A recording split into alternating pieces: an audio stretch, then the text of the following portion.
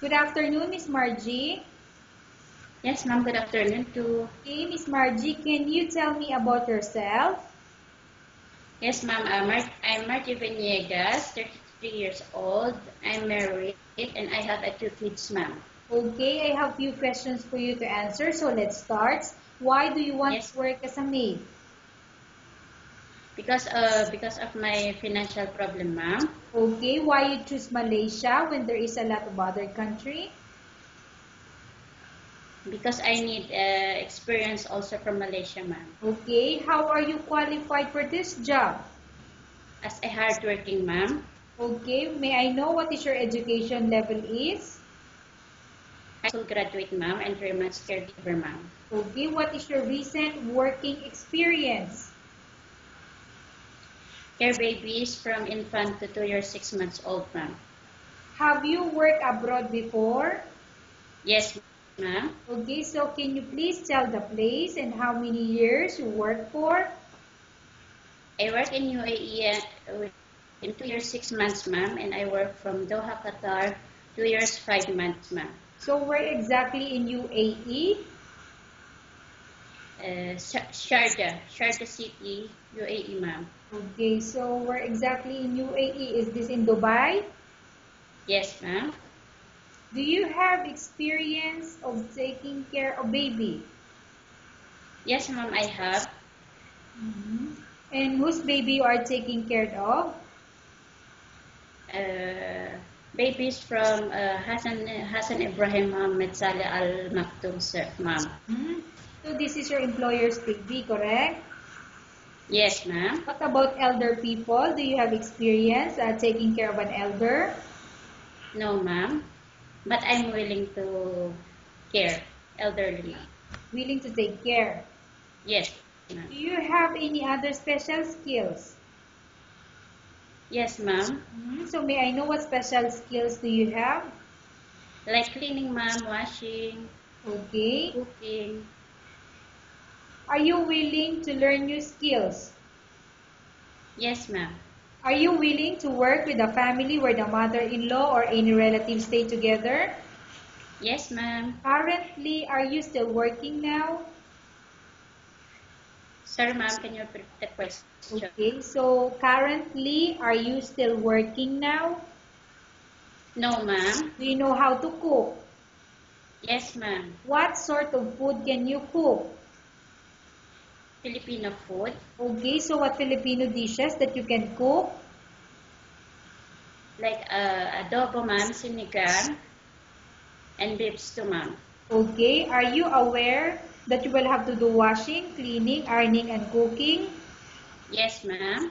From all the house chores or household works such as washing, cleaning, ironing, and cooking, which do you like most? Cleaning, ma'am. If ever you were selected to work in Malaysia, who will take care of your kids? My parents and my husband, ma'am. Okay, you are not allowed to use handphone during working hours. Yes, ma'am. You are only allowed to use handphone after you finish all the works and when going to bed. Yes, ma'am. You are strictly needed to surrender the handphone to your employer in the morning and your employer will turn back to you once you're going to bed. Yes, ma'am. If ever your employer finds out that you're abusing of using your handphone and it's affected your work performance, your employer will confiscate your handphone and you're not allowed to hold it anymore. Instead, your employer will allow you to call to your family 3 times in a month.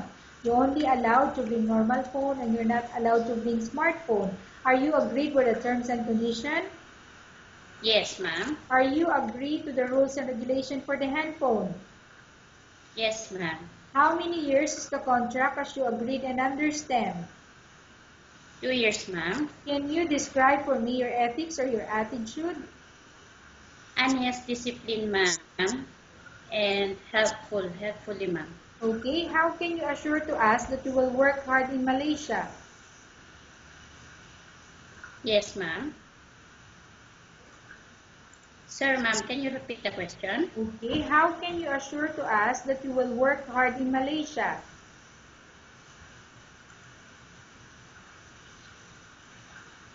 I try my best to do always busy to my work, ma'am. Can you promise not to use the telephone without the permission of your employer? Yes, ma'am. Can you promise not to put on makeup but to dress properly while work? Yes, ma'am. Can you promise not to invite friends and relatives without the consent of your employer? Yes, ma'am. Can you promise not to ask for advance salary from your employer under any circumstances? Yes, ma'am. Do you really understand of the rules and regulation of the agency? Yes, ma'am. Do you pay any placement fee for you to come to Malaysia to work as a maid? No, ma'am. Do you have any history of sickness, example breast cancer or any other illness? No, ma'am. Do you suffer from any skin diseases, allergy or physical defect? No, ma'am. Have you suffered from any serious illness? No, ma'am. Have you undergone any operation? No, ma'am. Are you medically fit? No, ma'am. Are you medically fit? Yes, ma'am. Are you in any medication? No, ma'am. Are you allergic with any food? No, ma'am. Are you prepared to work for the employer of any race? Yes, ma'am. Are you prepared to eat the type of food taken by your employer? Yes, ma'am. Are you afraid of being left alone in the house? No, ma'am. Are you afraid of dogs or other pets? No, ma'am. Can you promise to work according to instruction from your employer? Yes, ma'am. Do you have any immediate family working in Malaysia?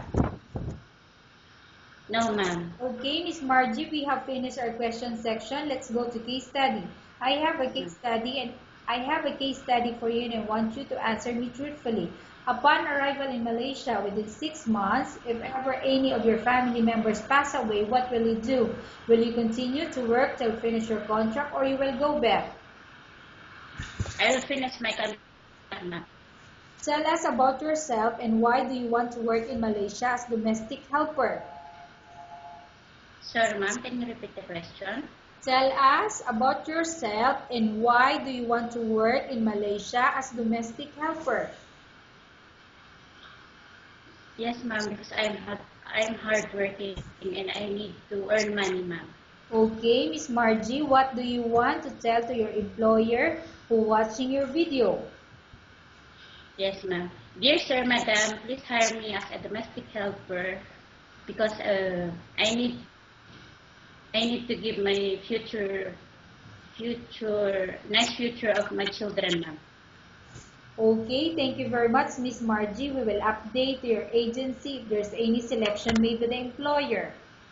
Yes, ma'am. Thank you, ma'am.